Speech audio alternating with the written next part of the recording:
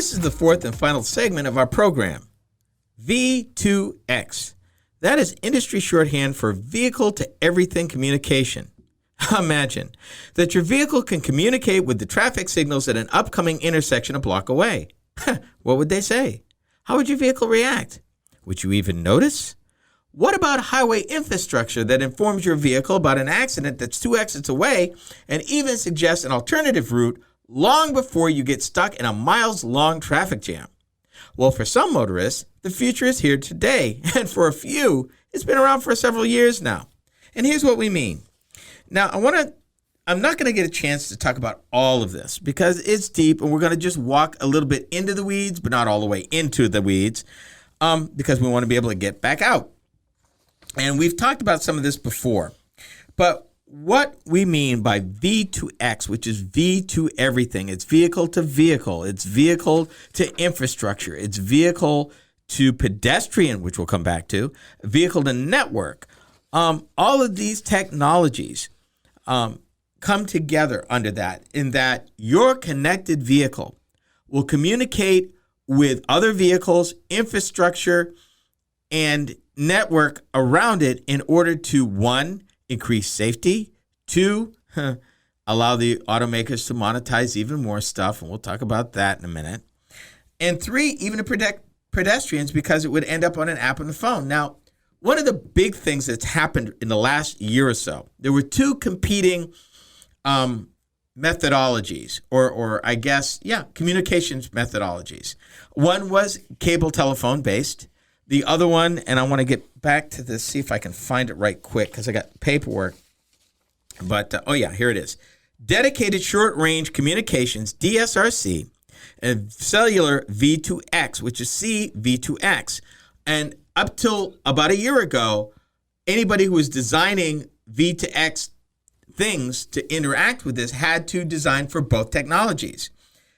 It seems that the federal government finally made a decision, and they went with C to V2X, so that now that's the one communication protocol that they're going to use, and everybody can move forward.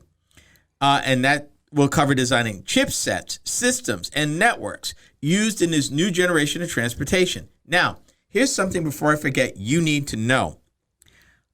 By next year, 2022, is when they're supposed to implement vehicle-to-vehicle communication. I'm going to let that sink in because a lot of times we talk about stuff that may not be quite ready for prime time, might be a few years away or, the end of the decade. No. They've been working on this for years. It's coming next year. Sure hope it doesn't glitch out or something. Trust me, with all the money everybody's been spending, and because it's based on the cellular network as opposed to the other technologies they were looking at, the chances of that happening are a lot less than they would have been even a year ago. So let me get down to this really quick. Again, I don't have time to get into everything, but I do want to make a couple of points really, really quick. So let me start with, we talked about V2X. Let me talk about vehicle to infrastructure. It's the next generation of the intelligent transportation system, and it captures vehicle-generated traffic data enabled by a network of hardware, software, and firmware. V2I, which is what that's called, shares information between several vehicles using network elements. For example, it communicates the timing of traffic lights to vehicles so they can decelerate as they approach a light, changing from green to red, rather than having to perform last-moment braking. Think Audi, think Las Vegas, think 5 years ago. This has been going on. Las Vegas was the first place Audi launched that part. Let me talk about something else. It also captures data such as traffic congestion, weather advisories, and bridge clearance levels. Think trucks. And then wirelessly submits them to inform drivers of said conditions with the goal of improving safety. Vehicle to network. This is using broadcast and unicast signals between vehicles. In the system, it can connect road infrastructure services, vehicle-centric original equipment manufacturer telematics, and aftermarket services. That means advertisements and selling you more stuff like in-car movies and stuff. Yeah.